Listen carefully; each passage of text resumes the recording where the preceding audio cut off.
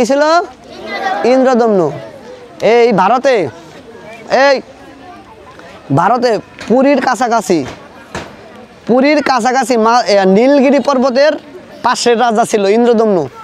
তোমরা রথে দড়ি টানো, রথ কীভাবে আসলো এটা জানো না। মুসলিমরা প্রশ্ন করে তোমাদের রথ কেন টানো? রথ টানলে কি হয়? এ দড়ি দিয়ে টানে নিয়ে যাচ্ছে। উত্তর দিতে পারে কেউ? আজকে জানলে উত্তর দিতে পারবা? এগুলো আমাদের জানা উচিত। আমরা সনাতনী হয়ে আমরা জানতে পারি না, বলতে পারি না, উত্তর দিতে পারি না, তো লজ্জা না? এই রাজা ইন্দ্রদম্নু ছিল এক মহান রাজা এবং ভগবানের ভক্ত ছিল। আর ওনার রাজ্যের প্রজা ছিল রাজা রাজ্যের যে মন্ত্রী বিদ্যাপতি ছিল, ওনার রাজ্যের মন্ত্রী বা সভাকবি ছিল। এই বিদ্যাপতি ওনার মন্ত্রী ছিল। তো আর এইদিকে নীলগিরি পর্বত আছে একটা, ভারতে উড়িষ্যাতে নীলগিরি পর্বত আছে। এই নীলগিরি পর্বতে নীলমাধবের সেবা হয়। ভগবান নীলমাধব এই নীলগিরি পর্বতে আছেন। সে রাজা ইন্দ্রদম্নু এবং তার রাজ্যের সভাকবি এবং মন্ত্রী ছিল বিদ্যাপতি। এবং নীলগিরি পর্বতে নীলমাধব আছে, ভগবান নীলমাধব। উনি ভগবান ওইখানে আছেন। ওনার কেউ সেবা পূজা করে না। এই নীলমাধব কি ইন্দ্রদম্নুকে স্বপ্ন দেখাইছে যে ইন্দ্রদম্নু, আমাকে কেউ সেবা পূজা করে না, তুমি আমাকে নিয়ে যাও এখান থেকে, আমার সেবা পূজা করো। ভগবান ওইখানে একা আছে, কেউ সেবা পূজা দেয় না। তখন ইন্দ্রদম্নু কি করছে? ভক্ত স্বপ্নে দেখছে যে নীলগিরি পর্বতে ভগবান নীলমাধব আছে। নীলমাধবের নাম শুনছেন কেউ? না, আমি শুনেন নাই। এই নীলমাধব থেকে জগন্নাথের উৎপত্তি, পরে বলব। তখন নীলমাধব স্বপ্ন দেখাইছে। এখন ইন্দ্রদম্নু কি করছে? সেই বিদ্যাপতিকে নিয়ে বলছে যে বিদ্যাপতি, তুমি নীলগিরি পর্বতে গিয়ে দেখো নীলমাধব আছে, সেখান থেকে নীলমাধবকে নিয়ে আসো আমার গৃহে, আমার রাজপ্রাসাদে, আমি নীলমাধবকে সেবা করব। তখন বিদ্যাপতি কি করছে? নীলমাধবের সন্ধানে গেছে। যাইতে অনেক দূরে নীলগিরি পর্বতের কাছে চলে গেছে। এবং নীলগিরি পর্বতের কাছে শবর জাতির রাজা হচ্ছে বিদ্যাপতি। আরেকটা ছিল বিশ্বাবসু শবর কুলের রাজা। আর বিদ্যাপতি ছিল রাজা ইন্দ্রদম্নুর মন্ত্রী বা সভাকবি। এই শবর কুলের রাজা হচ্ছে বিদ্যাপতি ছিল। বিশ্বাবসু এই বিশ্বাবসু কি করতো? বনে পশু শিকার করতো। পশু শিকার করে উনি জীবিকা নির্বাহ করতো। ঠিক আছে, জীবিকা নির্বাহ করতো। তখন উনি কি করছে? পশু শিকার করায়, প্রতিদিন পশু শিকার করে শরীরে দুর্গন্ধ নিয়ে বাড়িতে চলে আসে। তো কি করছে উনি? এদিক পশু শিকার করতে কি করছে? একদিন যায় দেখে ভগবান নীলমাধব সেই নীলগিরি পর্বতের উপরে, পাহাড়ের উপরে ভগবানের মূর্তি দেখে সবাক। তখন সে কি করছে? নীলগিরি পর্বতের নীলমাধবকে প্রণাম করছে যে প্রভু, আমি আপনাকে সেবা করব, আপনি এখানে আছেন। সে কি করছে? ভগবানের সেই ধুলোবালি মুছে ভগবানকে সেবা পূজা দেওয়া শুরু করে। তখন নীলমাধব কি করছে? এই বিশ্বাবসুকে স্বপ্ন দেখাইছে যে হে বিশ্বাবসু, তুমি আমার ভালো মতো সেবা পূজা করো না, তুমি পশু পাখি মাইরা ধৈরা ওইভাবেই আমার সেবা পূজা দাও, এগুলো হয় না, তুমি ভালো মতো সেবা পূজা দাও। পরে বিশ্বাবসু কি করছে? ভালো মতো ভগবানকে সেবা পূজা দিচ্ছে। তখন সে স্বয়ং ভগবানকে সেবা পূজা দেয়। তখন তার শরীরে সুগন্ধ, চন্দনের গন্ধ আসতেছে। আর এদিকে কি করছে? ইন্দ্রদম্নুর প্রজা বিদ্যাপতি সেই নীলমাধবের সন্ধানে চলে আসছে। আর এই নীলমাধব কি করছে? ওই যে একজন ভক্ত পায়ে হালাইছে, ওই যে সে তো আগে পশু শিকার করতো, এই সময়ে ওনার সেবা শুরু করছে। তখন কি করছে? ইন্দ্রদম্নুর কাছে কথা দিয়ে আসছি যে নীলগিরি পর্বতে নীলমাধবকে নিয়ে আসবো, আমাকে দায়িত্ব দিছে, আমাকে যদি মেরে ফেলে তাহলে এই দায়িত্ব রাজাজ্ঞা পালন করা হবে না, রাজার আদেশ পালন করতে হবে যথাজ্ঞা। আমাদের 7 প্রকার মাতা আছে, কেউ জানেন 7টা মাতার নাম? 7 প্রকার মাতা: জন্মদাতা মাতা, দাত্রী মাতা মানে দাইমা, যে আগে, এখন তো দাইমা নাই ভাই, সবাই সিজার, ঠিক আছে? দাত্রী মাতা, ঠিক আছে, ওরে মায়ের মতো সমান অধিকার দেখতে হবে। ধরুণী মাতা, ঠিক আছে। আর আপনার হচ্ছে পালক মাতা থাকে, যে উনি যদি না থাকলে পালক মা থাকে, ওনাকেও নিজের মায়ের মতো সম্মান করতে হবে। তারপরে গাভী মাতা, গরু হচ্ছে মা, মায়ের সমান। তারপর হচ্ছে ভূমি মাতা, রাজমাতা, রাজার যে স্ত্রী তাকেও নিজের মায়ের মতো সম্মান করতে হবে। এই এরকম 7টা মাতা আছে আমাদের। হ্যাঁ, এই রাজ আজ্ঞা পালন করতে হবে। তখন উনি রাজ আজ্ঞা পালন করতেছে। তো আমার যদি গর্দানি নেয় তাহলে রাজ আজ্ঞা পালন হবে না। তখন বলছে না আমি ললিতাকে বিয়ে করবো। তখন ললিতাকে বিয়ে করছে। বিয়ে করার পরে কী করছে, ওই যে বিশ্বাবসুর ঘরে গেছে। ওই যে ব্যক্তি ভগবানের সেবা করে নীলমাধবের, ওর কন্যা বিয়ে করছে, ওর ঘরে গেছে। তখন ঘরে গিয়ে প্রতিদিনই দেখছে যে তার শ্বশুর সবরকুলের রাজা বাড়িতে মেয়ে এবং মেয়ের জামাইকে বলে যায় আমি বনে যাচ্ছি পশু শিকার করার জন্য। এখন পশু শিকার করে আসার পরে ওনার শরীরে চন্দনের গন্ধ। এখন মেয়ের জামাই তো মন্ত্রী, সে তো বুঝতে পারে, একটা রাজ্যের মন্ত্রী, সে তো আর ছোটো মোটো না, সে তো ছোটো না। সে বলছে আচ্ছা ললিতা, তোমার বাবা যে প্রতিদিন পশু শিকার করে শরীরে গন্ধ না আসে, চন্দনের গন্ধ কেন আসে?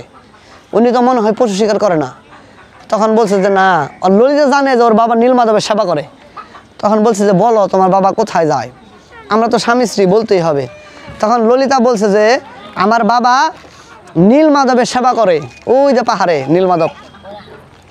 তখন ওই রাজা ইন্দ্রদম্নুর রাজা বিদ্যাপতির, মন্ত্রী বিদ্যাপতির কমন পড়ে গেছে যে আমি তো এই নীলমাধবের জন্য আসছি, আরও তো শ্বশুর তো নীলমাধবের সেবাই করে। তো কী করছে, এই নীলমাধবকে কী করছে যে বলতেছে যে আমি নীলমাধবের কাছে যাবো যেমনি করে হোক।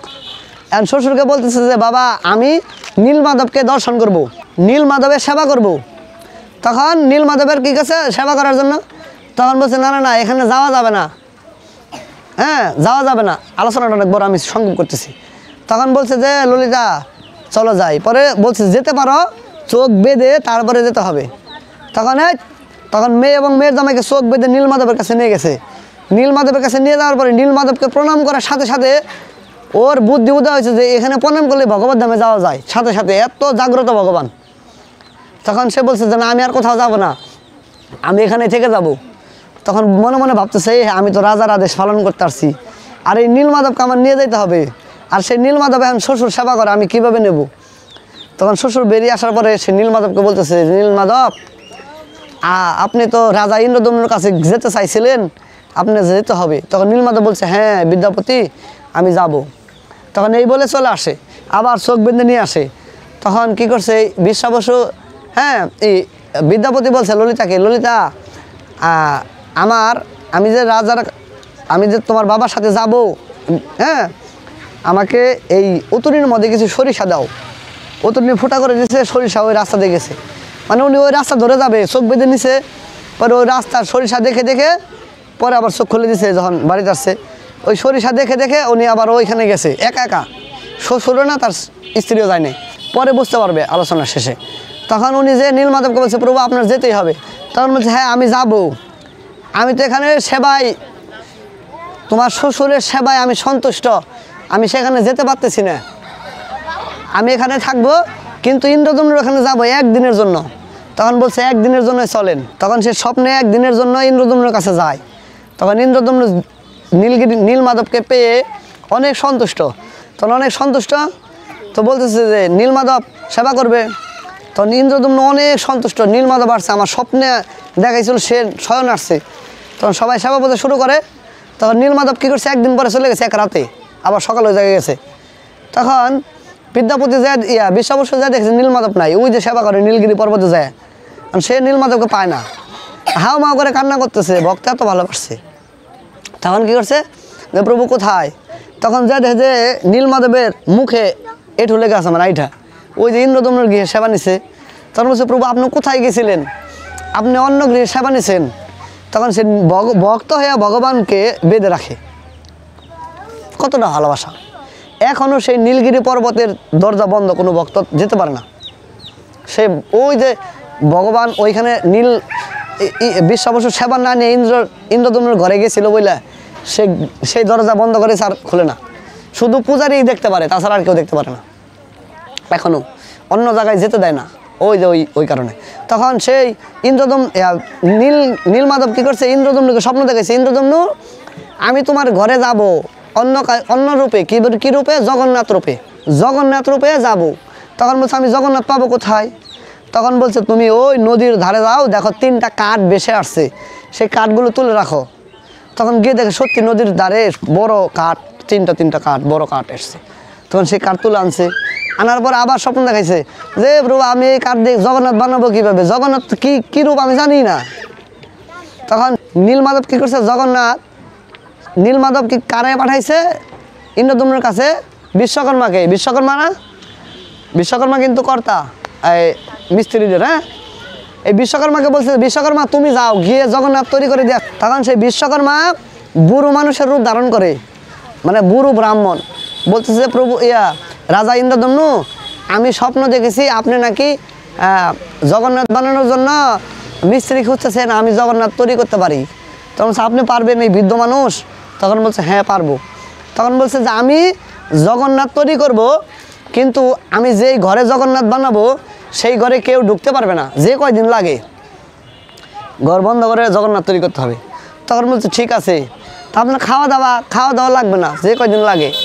তখন 1 দিন 2 দিন টুকটাক করে শব্দ করে জগন্নাথ তৈরি করে। এখন রাজা ইন্দ্রদম্নের স্ত্রী হলো গুন্ডিচা, জগন্নাথের মাসি।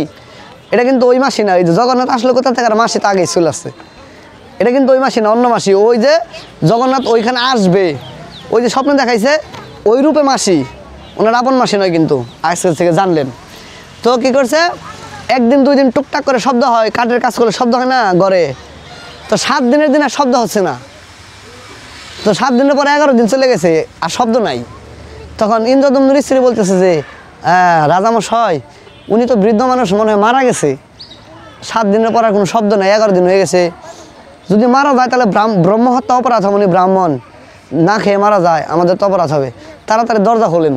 তখন উনি কী করছে, দরজা খুলে দিছে। মহিলা মানুষ তো বুঝে নাই, ওই যে প্রতিজ্ঞা যে জগন্নাথ না শেষ হওয়া পর্যন্ত দরজা খোলা যাবে না, উনি দরজা খুলে দিছে। তখন ওই যে বিশ্বকর্মা চলে গেছে, ওই যে প্রতিজ্ঞা ভঙ্গ হয়ে গেছে, উনি চলে গেছে, অপ্রকট, মানে নাই, অদৃশ্য। তখন যা দেখে যে জগন্নাথ কী রূপে, হাত নাই, চোখ বড় বড়, মুখ অর্ধেক, অসম্পূর্ণ। এটা হচ্ছে অসম্পূর্ণ বিগ্রহ। বলতেছে হ্যাঁ এটা কি, উনি অর্ধেক বানানো হয়েছে, উনিও তো নাই, মারাও গেছে, মারা গেলে তো দেখতাম, নাই, উনি বিলীন। তখন আবার সেই নীলমাধব ইন্দ্রদম্নকে স্বপ্ন দেখাইছে যে এইটাই আমার বিগ্রহ জগন্নাথ, বলদেব, সুভদ্রা মহারানী, 3 জন হচ্ছে ভাই বোন। কি ভাই বোন? এই জগন্নাথকে তুমি সেবা পূজা করবে। নীলগিরি পর্বতে নীলমাধব মানে জগন্নাথ, এই জগন্নাথকে সেবা পূজা করবে এবং রথযাত্রা পালন করবে। এই জগন্নাথ হচ্ছে সবচেয়ে কৃপাময়, যিনি রাজপথে সবাইকে কৃপা করার জন্য হয়। আমরা মন্দিরে যাই ভগবানের কৃপা নেওয়ার জন্য, আর জগন্নাথ রাজপথে আসে আপনাদের কৃপা করার জন্য, আমাদের কৃপা করার জন্য। আজকে থেকে তো জানলাম যে জগন্নাথ কোথা থেকে আসছে, জগন্নাথ রথ কোথা থেকে আসলো। তখন এই জগন্নাথ কোথায় যায়, মাসির বাড়ি যায়। মাসির বাড়ি হচ্ছে রাজা ইন্দ্রদম্নের স্ত্রী গুন্ডিচা, উনি হচ্ছে মাসি, মনে করতে। ঠিক আছে, আমরা অনেক আলোচনা করলাম, বেশি আলোচনা করলে নিতে পারবেন না, নেক্সট ডে আলোচনা করব। হরে কৃষ্ণ। আমরা আলোচনায় কষ্ট লাগলে পেয়ে থাকলে ক্ষমা সুন্দর দৃশ্য দেখবেন।